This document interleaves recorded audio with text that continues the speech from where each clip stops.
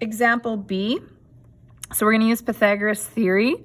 So c squared equals a squared plus b squared. We can use this because this is a right-angled triangle. All right, so C is the longest side, or the side opposite the right angle. So if the right angle is here, opposite is 20. So I actually plug in 20 for C. A squared and B squared are the legs. So A squared is maybe what we're looking for. We're going to call that x squared now. B squared is 17 squared. Now you can use your calculator. We talked through the calculator buttons. 20 squared is 400. X squared, 17 squared. Again, use your calculator, was 289. Okay, now you want to isolate x. What that means is you want to get the x squared by itself first and then determine x.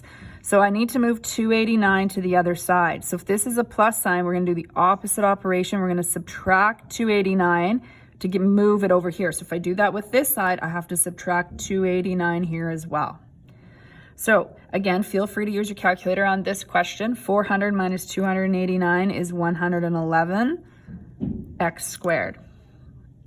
Okay, then you're going to square root this. Now there's a couple ways you can kind of talk about, write your answer. So we're going to talk about that as well. So x is equal to the square root of 111.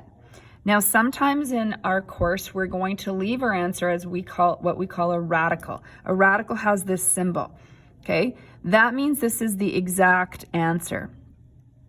And the word exact meaning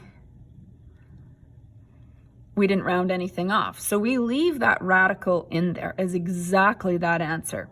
Now, I'd like you to also put this in your calculator because it's far more practical in a trigonometry to figure out what that equals. And when you square root 111, you're going to get 10.5. It's more decimals. It's 10.535, etc. We'll just go to one decimal place, or we call that the nearest tenth.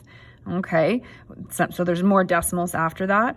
But because we rounded this off, we actually call this an approximate answer. So that is some language that we will use throughout the course. Okay, so approximate answer is when you put your decimal answer.